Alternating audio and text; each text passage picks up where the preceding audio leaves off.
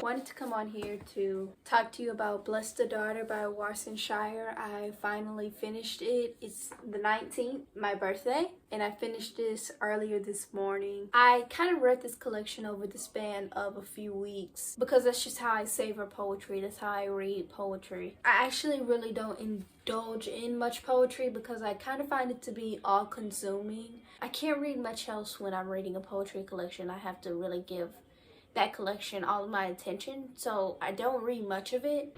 I started Blessed the Daughter Raised by a Voice in Her Head by Warsan Shire a few days ago, really, maybe 2 days ago, and I want to read to you a few of the poems and just moments that really stood out to me so far. I'm only on page 31, but I mean literally every poem has been so good.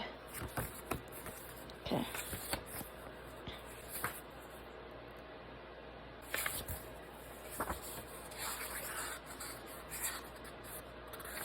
This is part of the poem Assimilation, and it's on page 22, and it says, "The refugee is sure that it's still human, but worries that overnight, while it slept, there may have been a change in classification." Page 24 and 25 is the poem Home. This entire poem, you can pause it and read if you like, especially because of what's going on in Palestine and the Congo and Sudan. It's so scary, and this poem just really almost brought me to tears. But specifically the part that says, "The insults are easier to swallow than finding your child's body in the rubble." Page 30, within the poem Bless the Ghost. To call her is to hear its wet breath in the bag, keeping track of the dead children of Somalia, cold by war in the white-gloved hand of Europe.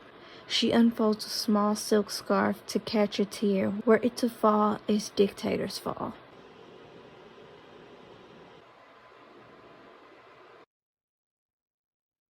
Page 40. Are you afraid of the dark? My mother is an Om, born without eyes, thriving in the dark, rare and translucent, sustained by so little.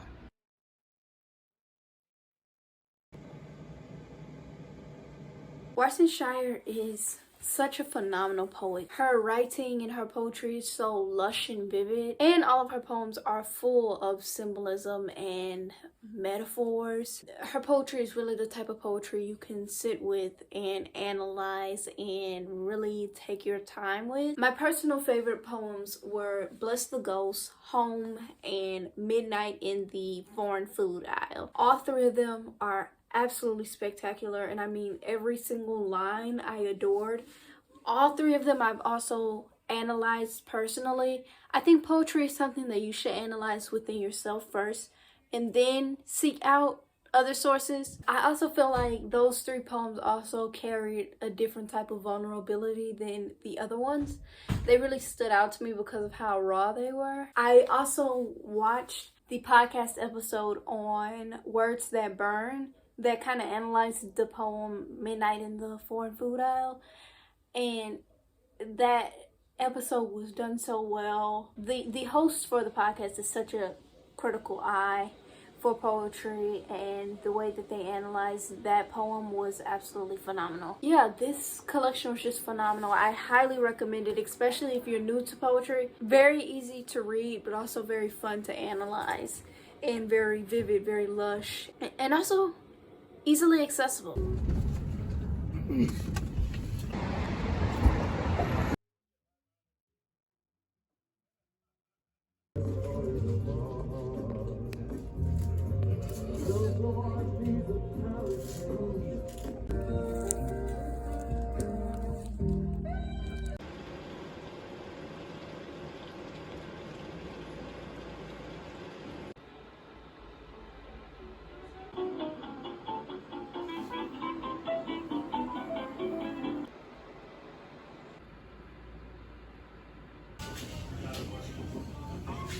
Yeah, we the fingers go from, and then where you have we salute Native American. Virginia, the city council, city should be capitalized. Yesterday I started Beloved by Toni Morrison, and I wanted to read to you a few of my favorite quotes so far and talk to you a little bit about the way this book was written. First of all, I want to talk about the way that Toni Morrison plays with perspective. I feel like this book merges this perspective of enslaved people, free people, and cattle all into one sort of perspective. I don't know, the way that she writes is really intelligent and layered and dense. Kind of unexpected too, in a sense. I read Sula. I absolutely adored Sula. So good. Probably my favorite classic right now, other than Mrs. Dalloway by Virginia Woolf. This book is probably going to be another favorite, I'm not gonna lie. It's like extremely layered, extremely dense, and it's just very intriguing on so many different levels.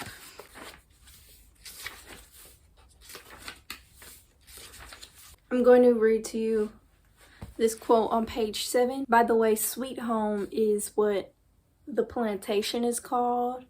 And suddenly there was Sweet Home, rolling out before her eyes.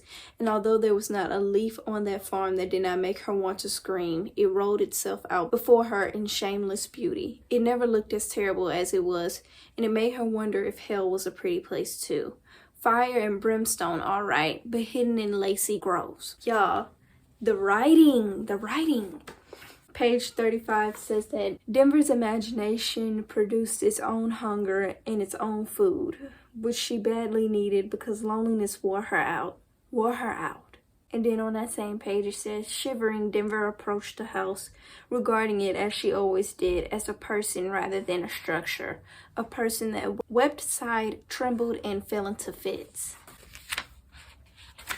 It's like so vivid, but also so ingenious, the way that she writes. It's like a combination of symbolism and metaphors, but also reality. Page 51 says, to Setha, the future was a matter of keeping the past at bay. The better life that she believed she and Denver were living was simply not that other one. I'm honestly so transfixed with it. I've been completely transported into this world, and I honestly don't want to leave. I think today I'm going to go read outside because it's freezing cold, and that just fits with the vibe of this book. I'll check back in later.